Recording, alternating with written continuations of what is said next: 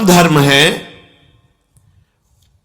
कोई भी इस धर्म में चलने वाले को परास्त नहीं कर सकता। ये बात ध्यान से समझ लीजिए। जैसे कोई बहुत बड़ा तांत्रिक है और वो भूतों को वश में करने वाला है और तुम्हारे ऊपर भूत लगा दे, तंत्र के द्वारा मारण मूठ या कोई शाप या किसी तरह का अमंगल, ध्यान दीजिए, इस धर्म की बड़ी महिमा है। यदि आप भगवद आश्रित हैं, नाम जप कर रहे हैं, तो ना माया का कपट चलेगा, ना किसी का तंत्र तुम्हारे ऊपर चलेगा, ना किसी का कोई मारण मंत्र चलेगा, ना कोई भूतावेश तुम पर आविष्टित कर सकता है, ना किसी भी तरह की कोई विष आदि की। यदि आप सच्चे हृदय से भगवान की शरण में हो तो तुम्हारे ऊपर विष का भी प्रभाव खवाया जाएगा, विष वो हो जाएगा स्वास्थ्य वर्धक अमृत।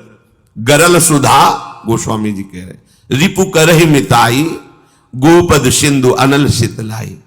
जो भगवान का आश्रित जन होता है उसको विष भी अमृत हो जाता है।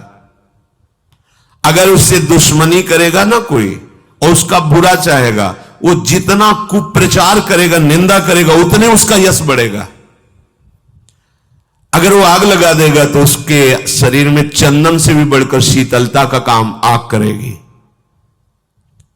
जो भगवद आश्रित है, श्री हरिराम व्यास जी ने भी प्यारी जू के चरणों के आश्रित जनों को पुष्ट करने के लिए बताया कि राधा प्यारी के चरणारविंद शीतल सुखदाई, कोटि चंद मंद करत नख विद जुन्हाई। श्री राधा प्यारी के चरणारविंद शीतल सुखदाई। शाप ताप रोग शोक दारुण दुख आरी, लाल इष्ट दुष्ट दलन कुंज भवन चारी। हमारी गोरी भूरी प्रियाजू के गोरे चरणारविंद का जिसने आश्रय ले लिया है, शरणागति ले ली है और राधा राधा नाम जप करता है, तो किसी भी ऋषि का साप उस पर लागू नहीं होगा। हरिराम व्यास जी कह रहे ये विशाखा सखी के अवतार है, कह रहे शाप कोई लागू नहीं होगा उसके ऊपर। ताप दैविक भौतिक ताप उसका स्पर्श नहीं कर सकता। कोई भी पाप उसे अपने अधीन नहीं कर सकता। किसी का भी तंत्र मंत्र उसके ऊपर लागू नहीं हो सकता, क्योंकि ये चरणारविंद लालजू के भी इष्ट है और ये चरणारविंद दुष्टों की दुष्टता का दलन करने वाले और हृदय में प्रेम प्रकाशित करने वाले हैं। कोई भी भयानक से भयानक रोग तुम्हारे शरीर पर हो सकता है, पर वो तुम्हें अधीन नहीं कर पाएगा। शाप ताप रोग शोक, बड़ी से बड़ी हानि होने पर भी तुम्हें शोक स्पर्श नहीं करेगा।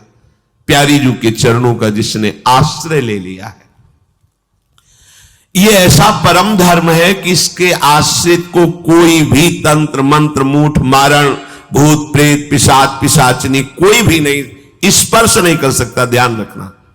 हां, अपना कल्याण कराने के लिए सामने आ सकता है, क्योंकि नाम जापक ही सबके कल्याण का सामर्थ्य भाव रख सकता।